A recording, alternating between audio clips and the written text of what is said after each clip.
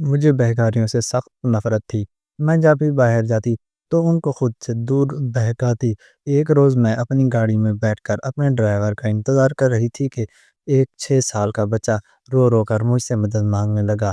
میں اس کو جھڑک رہی تھی، تبھی میری نظر اس کے ہاتھ کے اشارے پر پڑی۔ شاید وہ اس کی ماں یا بڑی بہن تھی جو اس وقت شدید تکلیف میں تھی۔ میں اس کی حالت دیکھ کر شرمندہ ہو گئی، کیونکہ وہ جہاں بچے نے اشارہ کیا میں نے وہاں پر مڑ کر دیکھا تو وہاں ایک عورت دیوار کے ساتھ لگی بری طرح سے سسک رہی تھی۔ پہلے تو مجھے سمجھ نہیں آیا۔ میں نے بچوں کو دوبارہ دیکھا تو وہ روتے ہوئے بولا مدد چاہیے۔ یہ وہ لمحہ تھا جب مجھے خود پر افسوس ہونے لگا۔ مجھے بے انتہا شرمندگی ہوئی کہ میرے سامنے ایک عورت مر رہی ہے اور میں اپنی گاڑی میں اے سی چلا کر شیشہ اوپر چڑھائے بیٹھی ہوں۔ جہاں تک کہ میں نے بچے کی بات سننا بھی گوارا نہیں کی۔ میں فوراً اسے پہلے گاڑی بند کر کے نیچے اتری اور جا کر اس عورت کو دیکھا تو عورت کی حالت واقعی میں کافی خراب تھی۔ یوں لگ رہا تھا کہ وہ بے ہوشی کی حالت میں ہے۔ اس سے کچھ بولا بھی نہیں جا رہا تھا۔ میں نے پوچھا کہ تمہیں کیا ہوا ہے، مگر ہمارے غنودگی کے وہ ہاتھ تک نہیں اٹھا رہی تھی۔ بابا جی کیا ہوا ہے، آپ کو کہاں دور ہو رہی ہیں؟ لیکن اس عورت کی جانب سے کوئی جواب نہ پا کر میں نے لڑکے کو دوبارہ دیکھا تو وہ روتے ہوئے بولا، باجی میری ماں کو بچا لے، میری ماں بڑی بیمار ہے، میری ماں کو بچا لے، میری ماں کو بچا لے۔ وہ مسلسل ایک ہی راگ الاپ رہا تھا، اس کی سختی پر نہیں کرنا چاہتی تھی۔ تبھی میں نے خود کو سمجھاتے ہوئے نرمی سے پوچھا، بیٹا مجھے بتاؤ تمہاری ماں کو ہوا کیا ہے؟ لیکن بچہ نفی میں سر ہلا کر بولا، میری ماں کو بچا لے۔ وہ مجھے یہ بھی نہیں پتہ رہے تھے کہ اس عورت کو ہوا کیا ہے۔ میں نے ارد گرد لوگوں پر نگاہ ڈالی، لیکن وہاں پر اقوام کا لوگ تھے جو اپنے کاموں میں مصروف تھے۔ میں قریبی دکان والے آدمی کے پاس گئی اور جا کر عورت کی جانب اشارہ کر کے اس کی حالت کا بتایا تو آدمی نے ہاتھ جھٹک کر مجھے وہاں سے جانے کا بولا۔ مجھے بڑی حیرت ہوئی اور میں نے کہا، بھائی ایک عورت تمہارے سامنے مر رہی ہے اور تم یہاں پر ہاتھ جھٹک رہے ہو؟ تو وہ سختی سے بولا، جا بیوی یہاں سے، ان کا تو ڈرامہ ہے، امی نے ہسپتال لے کے جائیں گے تو یہ ہم پر سارا کچھ ڈال دیں گے۔ مجھے بڑا دکھ ہوا، کتنی بے حسی دنیا کی تھی میں اندازہ بھی نہیں کر سکتی تھی۔ لیکن تبھی مجھے یہ بھی احساس ہوا کہ اکیلے وہ آدمی تو نہیں تھے، میں خود بھی ان سب میں شامل تھی، کیونکہ بچے کافی دیر سے شیشے کے باہر رو رہا تھا، مگر میں نے اتنا تک نہ پوچھا گوارا کیا کہ بیٹا تم رو کیوں رہے ہو، بلکہ اس نے وہاں سے بھگانے کی کوشش کی۔ مجھے سمجھ آ گیا تھا کہ کسی سے بھی مدد مانگنا بالکل بیکار ہے، جو کرنا ہے وہ خود ہی کرنا ہے۔ جا کر میں اس عورت کے پاس بیٹھی اور بچے کو کہا کہ میری مدد کرو، ہم اس سے گاڑی میں بیٹھا کر ہسپتال لے کر جاتے ہیں۔ مدد کے نام پر تو وہ آگے بڑھا، لیکن جیسے ہی میں نے ہسپتال کا نام دیا تو بچہ ایک دم سے پیچھے ہو گیا اور بار بار نفی میں سر ہلانے لگا۔ مجھے بڑا عجیب لگا۔ میں نے پوچھا، کیا بات ہے بیٹا، اپنی ماں کا علاج نہیں کروانا تمہیں؟ لیکن وہ میری بات کا جواب دیا بغیر دوبارہ پھر ان سے نفی میں سر ہلا کر بولا، نہیں رہی، ہسپتال نہیں جانا، ہسپتال نہیں جانا، تم اپنی ماں کی حالت دیکھ رہے ہو، اسے ہسپتال ہی لے کر جانا ہوگا۔ یہاں پر سڑک پر اب کون سا ڈاکٹر آ کر تمہاری ماں کا علاج کرے گا؟ عجیب باتیں کرتے ہوئے بیٹا، تم اتنے چھوٹے بھی نہیں ہو۔ خود اس بچے پر ایک دم سے غصہ آیا تھا، لیکن میں اپنا غصہ ضبط کر گئی، کیونکہ میں مدد کر کے احسان نہیں کرنا چاہتی تھی۔ اگر اللہ نے مجھے مدد کرنے کی توفیق دے ہی دی تھی تو میں اپنی اس نیکی کو ضائع بھی نہیں کرنا چاہتی تھی۔ چلو اٹھاؤ اپنی ماں کو میرے ساتھ۔ لیکن وہ بچہ پیچھے ہی تھا، ایک قدم بھی آگے نہیں بڑھا اور بولا، نہیں نہیں، ہسپتال نہیں جانا، میری ماں ہسپتال نہیں جائے گی۔ میں وہیں پر کھڑی ہو گئی اور کمر پر ہاتھ رکھ کے ارد گرد دیکھنے لگے۔ مجھے سمجھ نہیں آ رہا تھا کہ میں اب کیا کروں۔ وہ بچہ مدد بھی چاہتا ہے، عورت کی حالت بھی کافی خراب ہے، یہاں تک کہ وہ سب اپنی صد بد بھی نہیں ہے، اور وہ لوگ ہسپتال بھی نہیں جانا چاہتے۔ کیا کروں؟ میں کس سے بلاؤں؟ میں نے اسی وقت اپنے شوہر کو فون کرنا چاہا، لیکن جیسے ہی میں نے موبائل نکالنے کے لیے اپنے پرس میں ہاتھ ڈالا تو دیکھا میرے پاس میں موبائل ہی نہیں تھا۔ میں چونک گئی۔ جلدی جلدی میں نے پورا بیگ چھان مارا، لیکن مجھے کہیں پر بھی موبائل نہیں ملا۔ ارد گرد بھی دیکھ لیا مگر کوئی موبائل کا نام و نشان تک نہیں تھا۔ میں ایک دم سے پریشان ہو گئی، کیونکہ میرا نیا ماڈل کا موبائل تھا جو کہ میں نے پچھلے مہینے ہی خریدا تھا۔ اس کا گمزانہ میرے لیے واقعی میں پریشانی والی بات تھی۔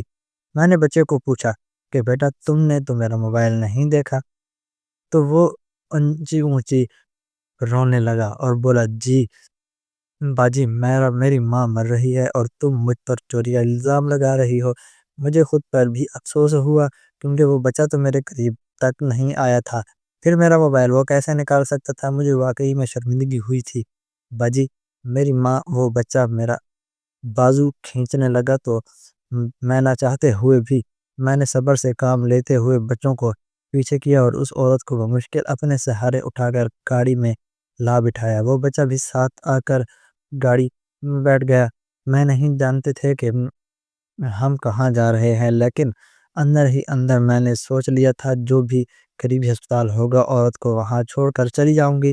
میں صرف اتنی ہی مدد کر سکتی تھی، اس سے زیادہ مدد کرنے کی مجھ میں ہمت نہیں تھی۔ ایک میرا موبائل پہلے گم ہو چکا تھا، لیکن مجھے یہ بھی سہارا تھا کہ ہو سکتا ہے گاڑی میں کہیں پر گر گیا ہو، سیٹ کے نیچے میں گھر جا کر دیکھ لوں گی۔ ہم لوگوں نے گاڑی چلانا شروع کی۔ تقریباً آدھے گھنٹے بعد ہی وہاں پر ایک ہسپتال دکھائی دیا۔ میں عورت کو لے کر ہسپتال جانے لگی تو لڑکا مجھے روکنے لگا۔ اس کی آنکھوں میں پانی تھا۔ میں نے حیرت سے دیکھا اور پوچھا بیٹا تم مجھے اپنی ماں کو ہسپتال کیوں نہیں لے کر جانے دے رہے ہو؟ تو اس کی حالت دیکھنے نہیں رہی، وہ مر جائے گی۔ لیکن وہ بچہ میرے آگے ہاتھ باندھ کر بولا جی میری ماں کو ہسپتال مت لے کر جاؤ، مت لے کر جاؤ، برباد ہو جاؤں گا میں، میری ماں کو ہسپتال مت لے کر جاؤ۔ میں نے بچے کی بات انسنی کرتی اور کہا تمہیں نہیں پتہ، تم خاموش ہو کر یہاں پر بیٹھو۔ ہم لوگ ہسپتال کے اندر گئی۔ میں نے وہیں پر وارڈ بوائے کو سٹریچر لانے کا اشارہ کیا تو میرے اشارے پر وہ اپنا سٹریچر لے آیا، جس پر ہم نے اس فقیرنی کو لٹا کر ہسپتال کے اندر شفٹ کیا۔ ڈاکٹر اس کا چیک اپ کرنے لگے۔ میں باہر کمرے کے کھڑکی انتظار کر رہی تھی کہ اب کب ڈاکٹر باہر آئے اور میں وہاں سے جا سکوں۔ جبکہ وہ لڑکا کمرے کے باہر آگے پیچھے ٹہل رہا تھا۔ تمہیں بھوک لگی ہے، کھانا کھاؤ گے؟ اچانک سے مجھے بچے کی بھوک کا احساس ہوگا تو میں نے پوچھا، لیکن وہ بچہ نفی میں سر ہلا کر بولا نہیں نہیں، میں یہیں پر رکوں گا، میری ماں کو کچھ ہو جائے گا ورنہ۔ میں نے کندھے کا اچکا دیوار اور کینٹین کی جانب چل دی۔ کچھ دیر بعد واپس آئی تو میں نے ہاتھ میں ایک سینڈوچ اور پانی والی بوتل تھام رکھی تھی۔ آتے ہی میں نے بچے کو وہ کھانے کے لیے دیا تو وہ بھوکوں کی طرح کھانے لگا۔ تبھی ڈاکٹر باہر نکل کر دوسرے وارڈ میں جانے لگے۔ میں نے فوراً سے ڈاکٹر کو اس عورت کے متعلق پوچھا تو ڈاکٹر نے کندھے اس کا آ کر کہا بی بی ٹھیک ہے، ہم اسے وارڈ میں شفٹ کر رہے ہیں، وہاں پر تم لوگ مل لینا۔ یہ کہہ کے وہ چلا گیا۔ صاف لگ رہا تھا کہ وہ ڈاکٹر ہم سے بات نہیں کرنا چاہتا، پھر کترا رہا ہے، لیکن میں نے اس بات کو بالکل ہی نظر انداز کیا، کیونکہ میں جانتی تھی سرکاری ڈاکٹروں کا یہی حال ہوتا ہے۔ وہ مریض اور اس کے گھر والوں کو کچھ بھی نہیں سمجھتے تھے۔ کچھ دیر بعد لوگ وارڈ میں رہے تو دیکھا وارڈ میں کہیں پر بھی وہ عورت موجود نہیں تھی۔ وہ بچہ بھی میری طرح کافی پریشان ہو گیا۔ ہم نے پورا وارڈ گھنگال مارا، نرسوں ڈاکٹروں کو پوچھا تو انہوں نے کہا کہ ہم نے تو وارڈ میں کچھ اس عورت کو شفٹ کر دیا ہے، لیکن ہماری تو جان پر بن چکی تھی۔ وارڈ چھوڑو، ہم نے پورا ہسپتال چھان مارا، لیکن ہمیں وہ عورت کہیں پر بھی نہیں ملی۔ بالآخر وہ بچہ اونچی رونے لگا گا۔ مجھے اس بچے پر بہت ترس آ رہا تھا اور خود پر غصہ بھی آ رہا تھا کہ ایسے کیسے وہ عورت کو غائب ہو سکتی ہے؟ میں بچے کو چپ کرانے لگی تو وہ نفی میں سر ہلا کر بولا، نہیں، میری امی کو وہ لوگ لے گئے ہیں، میری امی کو لے گئے ہیں وہ لوگ۔ وہ اونچی اونچی رونے لگا۔ میں نے ارد گرد دیکھا تو لوگ مجھے ہی دیکھ رہے تھے۔ تبھی ایک آدمی میرے پاس آیا اور بولا، بی بی، یہ بچہ تمہارا ہے کیا؟ کیونکہ صاف لگ رہا تھا کہ اس بچے کا حلیہ بہت زیادہ خراب تھا، جبکہ میں ایک اچھے حلیے میں تھی۔ لوگوں کو لگا کہ شاید میں اس بچے کو اٹھانے کی کوشش کر رہی ہوں یا پریشان کر رہی ہوں۔ میں نے اس آدمی کو جیسے تیسے کر کے مطمئن کر دیا تو وہ بچے کو بھی پوچھنے لگا، بتاؤ بیٹا، کیا یہ عورت جو کہہ رہی ہے وہ ٹھیک ہے؟ تمہاری امی کہاں پر ہے؟ بچے نے بھی وہی بات بتائی جو میں نے ان کو بتائی تھی۔ اس نے اپنے ساتھ ایک دو اور لڑکوں کے لیے اور پورے ہسپتال میں اس بچے کی ماں کو میرے ساتھ ڈھونڈوانے لگا۔ ہماری جان پر بنی ہوئی تھی۔ میں بچے کے پاس گئی اور پوچھا، بیٹا، تمہیں کیا پتا کہ کون لے کر گیا ہے؟ تم یقین کہہ رہے تھے کہ وہ لوگ تمہاری ماں کو لے گئے ہیں کیونکہ وہ میری ماں سے بھیک منگواتے ہیں۔ کون لوگ ہیں بیٹا؟ بچوں کی بات سن کر میرا ماتھا ایک دم سے ٹھنکا گیا، لیکن وہ خاموش ہو گیا۔ مجھے بتاؤ بیٹا، کیا بات ہے؟ وہ کھل کر بتاؤ۔ میں ایک جرنلسٹ ہوں تو میں تمہیں تمہاری ماں تک پہنچا کر رہوں گی، اور اگر تمہاری ماں کے ساتھ کوئی برا کر رہا ہے تو اسے بھی اس کے انجام تک پہنچاؤں گی۔ لیکن وہ بچہ کافی ڈرا ہوا تھا، یوں لگ رہا تھا کہ جیسے وہ میرے پیچھے کسی کو دیکھ رہا ہے۔ میں نے گھبرا کے مرغے کو دیکھا، وہاں پر کوئی بھی نہیں رہا، البتہ وہاں سے تھوڑا دور ایونٹنگ ہال میں کافی لوگ بیٹھے تھے۔ اب میں یہ یقین دہانی سے تو نہیں کہہ سکتی تھی کہ وہاں پر کون سا شخص تھا تو بیٹھے اس بچے کو ڈرا رہا تھا۔ کیا ہوا ہے؟ تمہیں کوئی ڈرا رہا ہے کیا؟ مگر وہ بچہ خاموش ہو گیا۔ بیٹا، مجھے کھل کر بتاؤ، کیا یہاں پیچھے کوئی بیٹھا ہے جو تمہیں دھمکا رہا ہے، وہ ڈرا رہا ہے؟ اگر ان دونوں میں سے کوئی بات بھی نہیں ہے تو مجھے یہ بتاؤ، کیا یہاں پر تم کسی کو جانتے ہو؟ میرے علاوہ میرے دماغ میں جتنے بھی سوال آ رہے تھے میں نے بچے کو پوچھنا شروع کر دیا، لیکن بچہ بھی ایسا ضدی تھا کہ اس نے میرے سوال کا ایک بھی جواب نہیں دیا اور خاموشی سے جا کر ایک کونے میں بیٹھ گیا۔ اس کا رونا بند ہو گیا تھا، لیکن کونے میں بیٹھا وہ مسلسل سسک رہا تھا، جیسے اپنے آپ رونے پر قابو پانے کی کوشش کر رہا ہو، لیکن پھر بھی خود کو روک نہیں پا رہا تھا۔ میں نے اس آدمی کو منع کر دیا کہ تم عورت کو مت ڈھونڈو، میں کل پولیس کو اپنے ساتھ لے کر آؤں گی اور یہاں کے CCTV کیمروں سے پوری فوٹیج نکلواؤں گی۔ تب تک بچے کو میں اپنے ساتھ لے کر جا رہی ہوں۔ وہ آدمی شاید کوئی ذمہ دار شہری تھا، تبھی اس نے مجھ سے میرا پورا ڈوٹا لیا اور میرا نمبر اور شناختی کارڈ کی تصویر بھی کھینچ لی کہ اگر آپ نے اس بچے کے ساتھ کچھ بھی کیا تو ہم تھانے میں آپ کا نمبر اور شناختی کارڈ دے دیں گے۔ وہ روز جب تک اس بچے کی ماں نہیں مل جاتی مجھے فون کر کے پوچھتا رہے گا۔ مجھے یہ سب بالکل بھی عجیب نہیں لگا تھا، کہ بلکہ خوش ہوئی تھی کہ ہمارے علاقے اور معاشرے میں ایک طرح سے لوگوں کو شعور مل رہا ہے۔ میں اور وہ بچہ گھر آ گئے۔ وہاں آتے ہی میں نے بچے کو اپنے بیٹے کے کچھ کپڑے نکال کر بدلنے کے لیے دیے۔ وہ واش روم چلا گیا۔ کافی دیر بعد واپس آیا تو نہایا دھویا اور نکھرا ہوا لگ رہا تھا۔ مجھے اس پر بڑا پیار آیا کہ وہ بھی بالکل معصوم تھا، لیکن بھیک مانگنے اور ضمانت کی گرد میں چھپا کر کتنا برا لگتا تھا۔ پھر اب جیسے ہی نہا کر نکلا ہے تو ایک دم سے آنکھوں کو بھی بھلا لگنے لگا تھا۔ میں نے دوبارہ پھر سے کھانا بچے کے آگے رکھا جو وہ کھانے لگا۔ اس کے بعد نرمی سے پوچھا، اب تم اپنی پوری کہانی مجھے بتا سکتے ہو؟ لیکن وہ خاموش رہا۔ میں نے بہت کوشش کی، ہر طرح سے اس سے وہ بات اگروانے کی کوشش کی، لیکن بچہ کی چپ نہیں ٹوٹی۔ یوں لگ رہا تھا وہ کافی ڈرا سہا ہے۔ میں نے سوچ لیا کہ ایک دو دن تک میں اسے یہاں پر ہی رکھوں گی، شاید یہ میرے ساتھ گم مل جائے اور پھر کوئی معاملات دے سکے۔ لیکن میرا یہ اندازہ بالکل غلط تھا، کیونکہ اگلے 2 دن میرے ساتھ رہنے کے باوجود بچے کی چپ نہیں ٹوٹی تھی۔ پہلے پہل جو تھوڑی بہت بات اس نے ہسپتال میں میرے ساتھ کی تھی، اب تو وہ بھی میں ہی کر رہا تھا۔ میں تھک چکی تھی۔ میں نے پولیس سے رابطہ کیا اور انہیں لے کر اپنے ساتھ ہسپتال کی CCTV فوٹیج دیکھنے کے لیے آ گئی، لیکن وہاں پر بھی کوئی مواد موجود نہیں تھا۔ جس تاریخ ہر وقت کی فوٹیج ہم لوگ مانگ رہے تھے وہ کیمرے میں سے ڈیلیٹ تھیں۔ یہ دیکھ کر میرا دماغ گھوم گیا کہ آخر کیسے یہ سب ہو سکتا ہے۔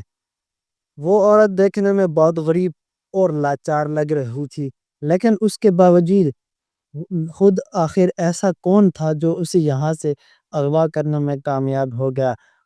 اس عورت کی حالت تو اتنی خراب تھی کہ اپنی مرضی سے وہ اپنا ہاتھ بھی اوپر اٹھا کر منہ تک نہیں لے جا پا رہی تھی۔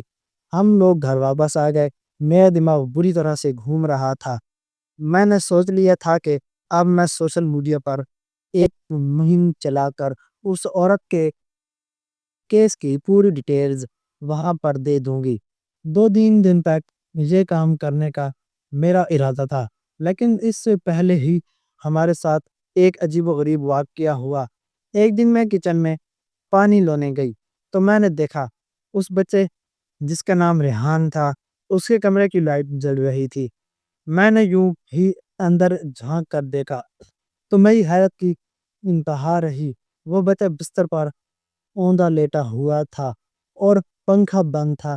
مجھے لگ رہا کہ شاید کہیں گرمی میں ہی سو گیا ہے۔ آگے جا کے میں نے اس سے اٹھانے کی کوشش کی تو دیکھا بچے نے کمبل کا تھوڑا سا حصہ اپنے منہ میں وہ دبوچ کا رکھا تھا اور وہ رو رہا تھا، گد گد کے اس کے رونے کی آواز باہر نہ چلی جائے۔ یہ دیکھ کر میرا دل حالت میں آ گیا۔ میں نے فوراً اسے بچوں کو سیدھا کر کے پانی پلایا اور پوچھا بیٹا تم رو کیوں رہے تھے، لیکن وہ خاموش رہا۔ اس نے اپنے رونے کی وجہ نہیں بتائی۔ میں نے تیسری کوشش کی کہ میرے شوہر نے میرے بیٹے نے، لیکن وہ بچہ بول کے نہیں دے رہا تھا، کافی ڈرا ہوا سہما ہوا تھا۔ مجھے اب سمجھ آیا تھا کہ وہ بچہ جب سے میرے پاس رہا تھا اس کی آنکھیں کیوں سوجی ہوئی تھی، یعنی وہ یوں ہی راتوں کو چھپ کے منہ میں کپڑا دے کر روتا تھا، لیکن بتا نہیں تھا کسی کو بھی۔ یہ معاملہ میرے لیے مزید گمبھیر ہو چکا تھا۔ میں نے ایک دن سوچ لیا کہ اب جو بھی ہوگا مجھے اس بچے کی ماں کو ڈھونڈ کر لانا چاہیے۔ نہ جانے بچے کے دماغ پر کیا کچھ اثر پڑ رہا ہے۔ یہ سوچ کر میں نے اپنا کیمرہ ان کے کمرے کے لاؤنج میں لگا دیا اور اس بچے کے لیے ایک تعارفی ویڈیو ریکارڈ کرنے لگی۔ لیکن جیسے ہی میں نے ابھی آدھی ویڈیو ریکارڈ کی وہ بچہ میرے سامنے آ گیا اور آ کر اپنے ہاتھ میرے آگے جوڑ دیے۔ میں نے وہ ویڈیو وہیں روک دی اور پوچھا کیا بات ہے بیٹے، تم کیوں اتنا پریشان ہو، مجھے کچھ بتا دے بھی نہیں۔ لیکن وہ بچہ ہاتھ جوڑ کر خاموش رہا۔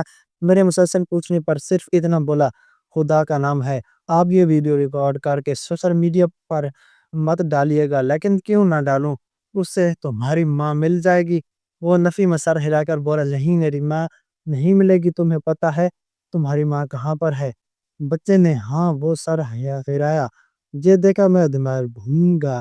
مجھے اس پر بہت شدید غصہ آیا کہ یہاں پر میں اتنی پریشان ہو رہی ہوں، اس بچے کو اپنے پاس رکھا ہوا ہے اور اس کو لے کر میں بار بار ہسپتال کے چکر لگا رہی ہوں۔ مجھے وہ فوٹیج بھی کہیں نہیں ملی اور یہ بچہ جانتا ہے کہ اس کی ماں کہاں ہے، لیکن پھر بھی وہ خاموش ہے۔ لیکن پھر بھی میں نے تحمل کا مظاہرہ کرتے ہوئے کہا ریحان مجھے صاف صاف بتا دو جو بھی معاملہ ہے، تمہاری ماں کہاں پر ہے، میں اسے بچا لاؤں گی اور تم لوگوں کو ایک اچھی رہائش بھی دوں گی۔ صرف اتنا ہی نہیں، تمہاری ماں کو کوئی نوکری بھی دلوا دوں گی، تمہیں کوئی کام دلوا دوں گی، تم لوگوں کی زندگی بدلنے کے پورے کوشش کروں گی۔ بس مجھے یہ بتاؤ تمہاری ماں ہے کہاں پر؟ وہ بچہ خاموش تھا، ساتھ ہی اس کے آنکھوں سے موٹے موٹے آنسو نیچے گرنے لگے، جنہوں نے دیکھ کر میرا دل ایک دم سے پسیج گیا۔ اس بچے کو دیکھ کر ایک بات تو مجھے یقین ہوا چلا تھا کہ کوئی بات ضرور ہے، اور وہ بات اتنی چھوٹی نہیں ہے، بہت بڑی بات ہے جس کا دکھ وہ بچہ اپنے دل پر اٹھائے پھیر رہا ہے اور کسی کو بتا بھی نہیں رہا۔ اب بتانے کی وجہ ڈر تھی یا میرے گھر میں رہنا تھا، اس بات کا اندازہ میں نہیں کر پا رہی تھی۔ ریان بیٹا، میں پوچھ رہی ہوں، مجھے وہ بتاؤ۔ دیکھنا میں بہت طاقت ور ہوں، ہم بہت جلد تمہارا ماں کو وہاں جا پر ڈھونڈ کے لے آئیں گے۔ میرا تھوڑا سمجھانے پر وہ نرمی سے بولنا شروع ہوا کہ ہم لوگ پیدائشی بھکاری ہیں، لیکن میری اماں کبھی بھی ہم سے بھیک نہیں منگواتی تھی، بلکہ ہمیں چھپا چھپا کر رکھتی تھی۔ صرف اتنا ہی نہیں ہے، ہمیں بھی بھیک مانگنے سے بچانے کے لیے اس نے وہ علاقہ بھی چھوڑ دیا۔ میرے ابا بھی بڑے محنتی تھے، میرے ماں باپ وہاں سے دورہ کیے گئے اور ہم ایک اچھی زندگی گزارنے لگے۔ میں تقریباً 4 سال کا تھا۔ 4 سال میرے ماں باپ نے میری بڑی اچھی پرورش کی۔ میری ایک اور بہن بھی تھی۔ پھر ایک دن یوں ہوا کہ میری بہن گھر واپس نہیں آئی۔ ہم نے بہت ڈھونڈا لیکن وہ نہیں ملی، تو مجبوراً اماں نے اپنے گھر سے رابطہ کیا، کیونکہ بھکاری ایسے معاملات میں بہت تیز ہوتے ہیں۔ کسی کا بھی کوئی شخص یا کوئی چیز گم ہوئی ہو تو انہیں ہر بات کا علم ہوتا ہے۔ جب میری بہن کے متعلق میری ماں نے وہاں پر رابطہ کیا تو انہوں نے بغیر ڈرے جس کے بتا دیا کہ انہوں نے ہی میری بہن کو اٹھایا ہے۔ اماں نے ان سے بہت سمجھتیں کی کہ میری بچی کو مجھے واپس لوٹا دو، لیکن انہوں نے ماں کی بات نہیں مانی اور کہا کہ تم واپس آ جاؤ، ہم اپنے گھر وہ کو بھی الگ الگ نہیں کرنا چاہیں گے۔ تمہاری بہتری اسی میں ہے کہ تم واپس ہم سے آ کر مل جاؤ اور ہمارے ساتھ دوبارہ سے بھیک مانگو۔ جب یہ بچے بڑے ہوں تو یہ بھی بھیک ہی مانگیں۔ لیکن اماں کے انکار پر انہوں نے بھی دھمکی دی کہ اگر وہ واپس نہ لوٹی تو وہ اس بچی کو مار دیں گے۔ مجبور ہم سب لوگ وہاں پر واپس آ گئے، لیکن ہماری چھوٹی قسمت کی انہوں نے پہلے ہی بچی کو کہیں بیچ دیا تھا۔ میری بہن دوسری کسی علاقے میں سمگل ہو گئی تھی۔ پہلے تو یہ کام بڑا عام لگتا تھا، لیکن جب یہ خود پر بیتا تو پھر پتہ چلا کہ تکلیف کیا ہوتی ہے۔ وہ رات ہم سب کے لیے بڑی مشکل تھی۔ ہم نے دوبارہ پھر سے وہاں سے بھاگنے کا فیصلہ کیا تو ان لوگوں نے دھمکی دی کہ اگر اب دوبارہ یہاں سے بھاگے تو وہ میری جان بھی لے لیں گے، اور وہ کوشش کر رہے ہیں کہ میری بہن کو کسی بھی طرح واپس لا سکیں۔ انہوں نے ہمیں لالچ میں وہاں پر روک لیا اور ہم دوبارہ سے وہیں کام کرنے لگے جس سے میری ماں ہمیں بچانا چاہتی تھی۔ میں میرے ابا بھی ہم صبح صبح بھیک مانگنے کے لیے نکل جاتے تھے۔ تقریباً 3 ماہ ہم وہاں پر ان کے لیے بھیک مانگتے رہے۔ پھر ایک دن مجھے پتہ چلا کہ میری بہن مار دی گئی ہے۔ وہ سمگل نہیں ہوئی تھی، بلکہ ایک بہت بڑے آدمی کو گردے چاہیے تھے اپنی بیٹی کے لیے، کیونکہ اس کی بیٹی کے گردے پیدائشی طور پر ٹھیک نہیں تھے، اور خدا کی کرنی ایسی کہ میری بہن اور اس کی بچی کے گردے ایک دوسرے کے ساتھ میچ کر گئی، تو انہوں نے میری بہن کو بیچ دیا تھا، مگر زندہ نہیں مردہ۔ اس بات کا پتہ مجھے تب چلا جب ایک دن میں بھیک لے کر مالک کے پاس جا رہا تھا۔ ہماری دن کی جتنی بھی بھیک ہوتی تھی ہم مالک کو جا کر تھما دیتے تھے، اور وہی ان پیسوں کو سنبھال کر رکھتا تھا۔ وہ پیسے ہمارے ہی ہوتے تھے، لیکن ان کی حفاظت کی ذمہ داری مالک کی ہوتی تھی۔ تبھی میں نے سنا ایک آدمی مالک کو میری بہن سونیا کے متعلق یہ سب کچھ بتا رہا ہے کہ اس کے پیسے آ گئے ہیں۔ میں چھپ کر اس کی بات سننے لگا تو مجھے پوری بات کا علم ہو گیا۔ میں ویسے ہی واپس پلٹا اور جا کر اپنی ماں کو بتا دیا۔ یہ بات سن کر میری ماں کی حالت بہت زیادہ خراب ہو گئی۔ جب میں وہاں سے بھاگا تھا تو ان لوگوں کو پتہ چل گیا کہ میں نے ان کی ساری باتیں سن لی ہیں۔ وہ میرے پیچھے پیچھے آئے اور آ کر میری ماں کو نشے کے ٹیکے لگا دیے۔ پھر مجھے بھی بہت مارنے پیٹنے کے ساتھ دھمکیاں دی کہ خبردار، تم نے یہ بات باہر پہنچائی ہے، تم نے ہمارے خلاف کچھ بھی کرنے کی کوشش کی تو ہم تمہاری ماں کی جان لے مار دیں گے۔ باجی، میری بات کا یقین کریں، ہم بھیک مانگنے والے بڑے ظالم ہوتے ہیں۔ ایسا ہی ظلم انہوں نے میرے ساتھ بھی کیا۔ میری ماں کو ابھی وہ غریب دوائیاں دینے کے بعد انہوں نے مجھے ڈرانے اور دھمکانے کے لیے میرے باپ کی جان بھی لے لی۔ تقریباً 1 مہینہ انہوں نے مجھے اور میری ماں کو اپنی قید میں رکھا۔ وہ یوں ہی کرتے تھے، کوئی بھی اگر انہیں تنگ کرنے کی یا ان کے ساتھ دعویٰ کرنے کی کوشش کرتا تو اسے اپنی قید میں رکھتے، پھر اس سے حلف لے جاتے تھے کہ وہ ان کے ساتھ وفادار ہے۔ ہمارے ساتھ بھی انہوں نے یہی کرنے کا سوچا، لیکن میں نے اپنی بہن کی موت دیکھ چکا تھا، اپنے باپ کی موت دیکھ چکا تھا۔ میری ماں کو انہوں نے دوائیاں لگا دی تھیں، پر میں اپنا وہ حال نہیں چاہتا تھا، سو میں نے ان کے ساتھ جھوٹا حلف اٹھا لیا کہ میں آپ کی بات ماننے کے لیے تیار ہوں۔ جب انہوں نے ہمیں اپنی قید سے نکالا تو ایک دن موقع پا کر میں نے اپنی ماں کو ساتھ لیا اور وہاں سے بھاگ گیا۔ اما میں جتنی ہمت تھی وہ میرے ساتھ چلتی آئی، لیکن آخرکار اما کی ہمت دم توڑ گئی اور وہ وہاں سڑک پر بیٹھ گئی۔ مجھے یہی ڈر تھا کہ وہ لوگ کہیں ہمارا پیچھا نہ کر رہے ہوں۔ تبھی میں نے آپ کو دیکھا، آپ سے مدد مانگنی چاہی تو آپ نے دیر کر دی۔ مدد تو کی تھی مگر دیر ہو گئی تھی، وہ لوگ وہاں ہمارے پیچھے پیچھے آ چکے تھے، اور آپ کا موبائل بھی میں نے ہی اٹھایا تھا، کیونکہ میں یہی چاہتا تھا کہ آپ جلدی سے جلد تھانے چلیں، مگر آپ نے میرے اشارے کو نہیں سمجھا۔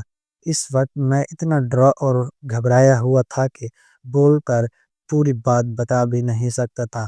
آپ مجھے اپنے ساتھ ہسپتال لے گئے اور میں یہ بات بھی جانتا تھا ہسپتال جاتے ہی وہ لوگ کسی نہ کسی طرح میری ماں کو وہاں سے اٹھوا لیں گے، کیونکہ ان لوگوں کے رابطے بہت زیادہ ہوتے ہیں۔ ہسپتال جانے کے بعد میں پورا وقت ادھر کمرے کے باہر بیٹھا رہا اور مجھے یقین تھا کہ کچھ نہ کچھ برا ہوگا، اور پھر وہی ہوا، میری ماں نہیں ملی۔